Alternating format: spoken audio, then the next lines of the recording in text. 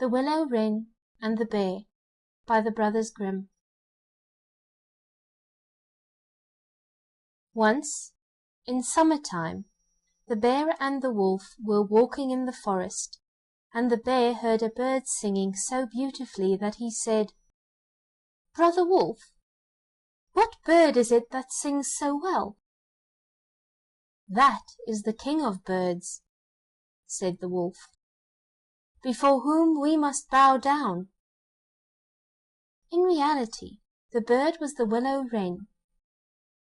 "If that's the case," said the Bear, "I should very much like to see his royal palace. Come, take me hither." "That is not done quite as you seem to think," said the Wolf. "You must wait until the Queen comes." Soon afterwards the Queen arrived with some food in her beak, and the Lord King came too, and they began to feed their young ones.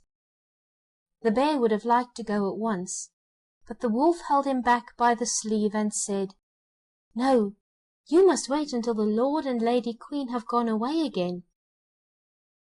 So they took stock of the hole where the nest lay, and trotted away.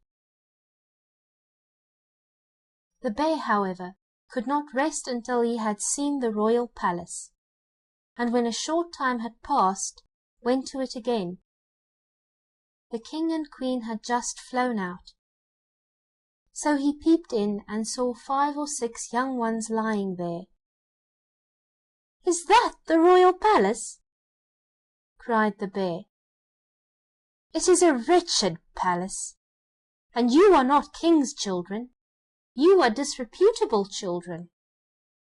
When the young wrens heard that, they were frightfully angry, and screamed, "No, that we are not!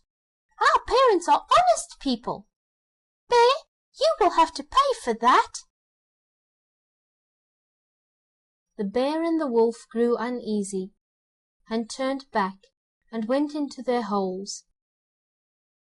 The young willow-wrens, however, continued to cry and scream, and when their parents again brought food, they said, "We will not so much as touch one fly's leg. No, not if we were dying of hunger, until you have settled whether we are respectable children or not. The Bear has been here and has insulted us." Then the old King said, "Be easy, he shall be punished." And he at once flew with the Queen to the Bear's cave, and called in, "Old Growler, why have you insulted my children? You shall suffer for it.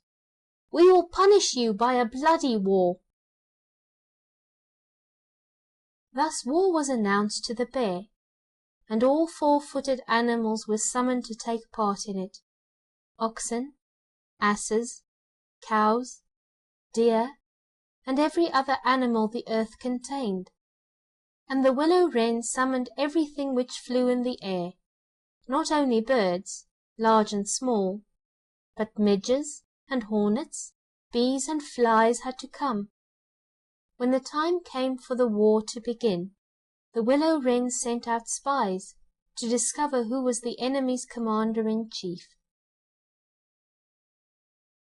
The Gnat, who was the most crafty, flew into the forest where the enemy was assembled, and hid herself beneath a leaf of the tree where the password was to be announced.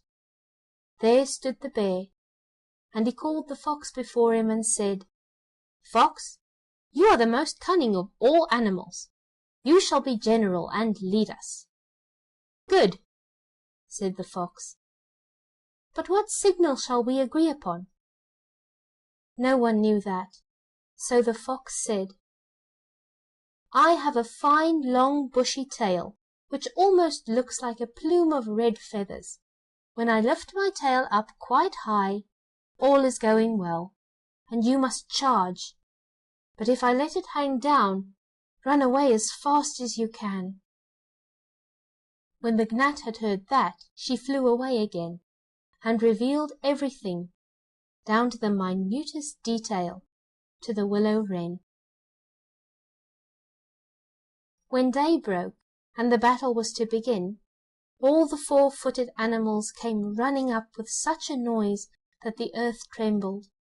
The Willow-Wren with his army also came flying through the air with such a humming and whirring and swarming that everyone was uneasy and afraid. And on both sides they advanced against each other. But the Willow-Wren sent down the hornet, with orders to settle beneath the fox's tail, and sting with all his might. When the fox felt the first sting, he started so that he lifted one leg from pain, but he bore it, and still kept his tail high in the air. At the second sting he was forced to put it down for a moment. At the third he could hold out no longer, screamed, and put his tail between his legs. When the animals saw that, they thought all was lost, and began to flee, each into his hole, and the birds had won the battle. Then the king and queen flew home to their children and cried, "Children, rejoice! Eat and drink to your heart's content. We have won the battle." But the young wrens said, "We will not eat yet. The bear must come to the nest and beg for pardon, and say that we are honourable children before we will do that." Then the willow-wren flew to the bear's hole and cried, "Growler, you are to come to the nest to my children and beg their pardon, or else every rib of your body shall be broken." So the bear crept hither in the greatest fear, and begged their pardon. And now at last the young wrens were satisfied, and sat down together and ate and drank and made merry till quite late into the night. End of The Willow-Wren and the Bear. One fine evening a young princess put on her bonnet and clogs, and went out to take a walk by herself in a wood, and when she came to a cool spring of water that rose in the midst of it, she sat herself down to rest a while. Now she had a golden ball in her hand, which was her favourite plaything, and she was always tossing it up into the air, and catching it again as it fell.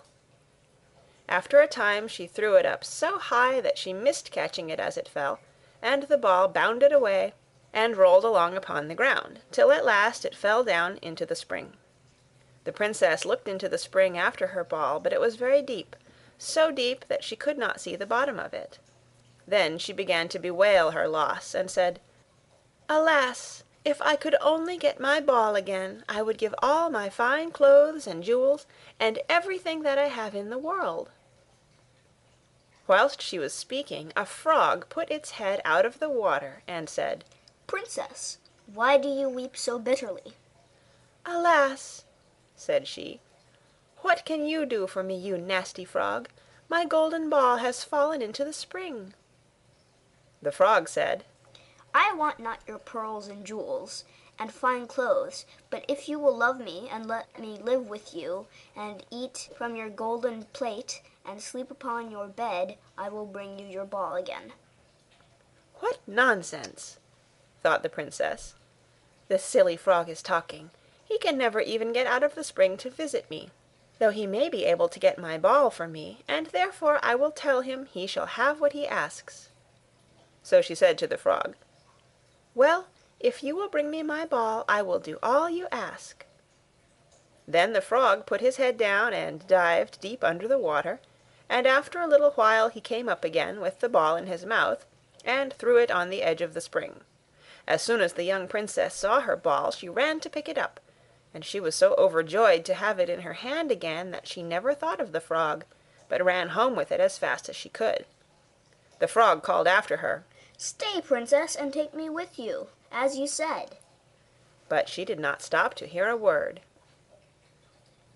The next day, just as the princess had sat down to dinner, she heard a strange noise. Tap, tap, plash, plash, as if something was coming up the marble staircase, and soon afterwards there was a gentle knock at the door, and a little voice cried out and said, Open the door, my princess dear, open the door to thy true love here, and mind the words that thou and I said by the fountain cool in the greenwood shade.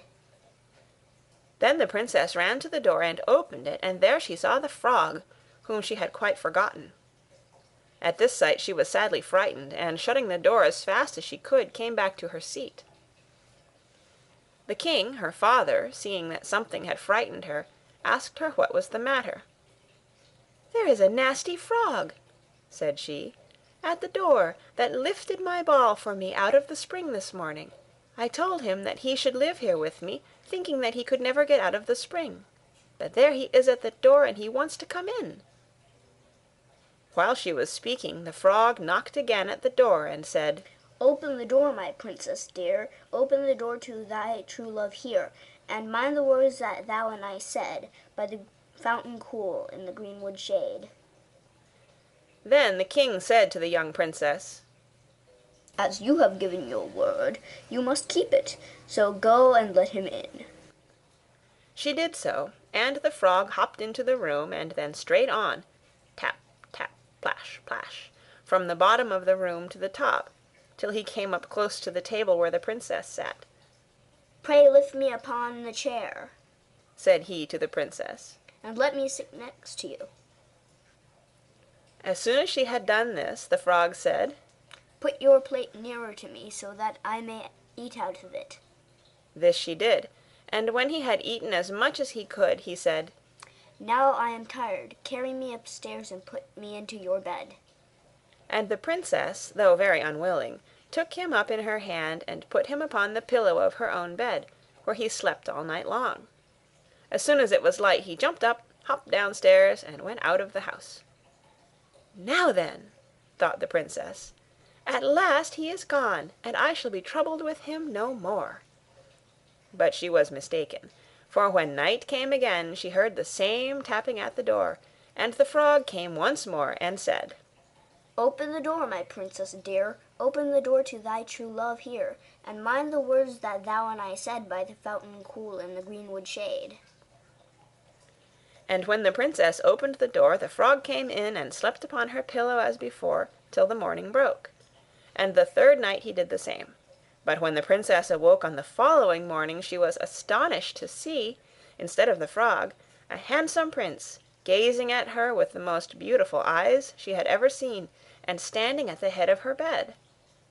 He told her that he had been enchanted by a spiteful fairy, who had changed him into a frog, and that he had been fated so to abide till some princess should take him out of the spring, and let him eat from her plate, and sleep upon her bed for 3 nights. You, said the prince, have broken this cruel charm, and now I have nothing to wish for but that you should come with me to my father's kingdom, where I will marry you and love you as long as you live. The young princess, you may be sure, was not long in saying yes to all this, and as they spoke a gay coach drove up, with 8 beautiful horses, decked with plumes of feathers and a golden harness, and behind the coach rode the prince's servant, faithful Heinrich, who had bewailed the misfortunes of his dear master during his enchantment so long and so bitterly that his heart had well nigh burst. They then took leave of the king, and got into the coach with 8 horses, and all set out, full of joy and merriment, for the prince's kingdom, which they reached safely, and there they lived happily a great many years. End of The Frog Prince. A certain cat had made the acquaintance of a mouse, and had said so much to her about the great love and friendship she felt for her, that at length the mouse agreed that they should live and keep house together. But we must make a provision for winter, or else we shall suffer from hunger, said the cat. And you, little mouse, cannot venture everywhere, or you will be caught in a trap some day. The good advice was followed, and a pot of fat was bought, but they did not know where to put it. At length, after much consideration, the cat said, I know no place where it will be better stored up than in the church, for no one dares take anything away from there. We will set it beneath the altar, and not touch it until we are really in need of it. So the pot was placed in safety, but it was not long before the cat had a great yearning for it, and said to the mouse, I want to tell you something, little mouse. My cousin has brought a little son into the world, and has asked me to be godmother. He is white with brown spots, and I am to hold him over the font at the christening. Let me go out today, and you look after the house by yourself." "Yes, yes," answered the mouse, "by all means go, and if you get anything very good to eat, think of me. I should like a drop of sweet red christening wine myself." All this, however, was untrue. The cat had no cousin, and had not been asked to be godmother. She went straight to the church, stole to the pot of fat, began to lick at it, and licked the top of the fat off. Then she took a walk upon the roofs of the town, looked out for opportunities, and then stretched herself in the sun, and licked her lips whenever she thought of the pot of fat, and not until it was evening did she return home. "Well, here you are again," said the mouse. "No doubt you have had a merry day." "All went off well," answered the cat. "What name did they give the child?" "Top-off," said the cat quite coolly. "Top-off," cried the mouse. "That is a very odd and uncommon name. Is it a usual one in your family?" "What does that matter?" said the cat. "It is no worse than Crumb-stealer, as your godchildren are called." Before long the cat was seized by another fit of yearning. She said to the mouse, "You must do me a favor, and once more manage the house for a day alone. I am again asked to be godmother, and, as the child has a white ring around its neck, I cannot refuse." The good mouse consented, but the cat crept behind the town walls to the church, and devoured half the pot of fat. "Nothing ever seems so good as what one keeps to oneself," she said, and was quite satisfied with her day's work. When she went home, the mouse inquired, "And what was the child christened?" "Half done," answered the cat. "Half done? What are you saying? I never heard the name in my life. I'll wager anything that it is not in the calendar." The cat's mouth soon began to water for some more licking. "All good things go in threes," said she. "I am asked to stand godmother again. The child is quite black, only it has white paws, but with that exception it has not a single white hair on its whole body. This only happens once every few years. You will let me go, won't you?" "Top-off, Half-done," answered the mouse. "They are such odd names. They make me very thoughtful." "You sit at home," said the cat, "in your dark gray fur coat and long tail, and are filled with fancies. That's because you do not go out in the daytime." During the cat's absence the mouse cleaned the house and put it in order, but the greedy cat entirely emptied the pot of fat. "When everything was eaten up, one has some peace," she said to herself, and well filled and fat, she did not return home till night. The mouse at once asked what name had been given to the third child. "It will not please you more than the others," said the cat. "He is called All Gone." "All Gone!" cried the mouse. "That is the most suspicious name of all. I have never seen it in print. All Gone! What can that mean?" And she shook her head, curled herself up, and lay down to sleep. From this time forth no one invited the cat to be godmother, but when the winter had come, and there was no longer anything to be found outside, the mouse thought of their provision and said, "Come, cat, we will go to our pot of fat, which we have stored up for ourselves. We shall enjoy that." "Yes," answered the cat, "you will enjoy it as much as you would enjoy sticking that dainty tongue of yours out of the window." They set out on their way, but when they arrived, the pot of fat certainly was still in its place, but it was empty. "Alas!" said the mouse, "now I see what has happened. Now it comes to light. You, a true friend, you have devoured all when you were standing godmother. First Top-off, then Half-done, then—" "Will you hold your tongue?" cried the cat. "One more word, and I will eat you too." "All Gone" was already on the poor mouse's lips. Scarcely had she spoken it, before the cat sprang on her, seized her, and swallowed her down. Verily, that is the way of the world.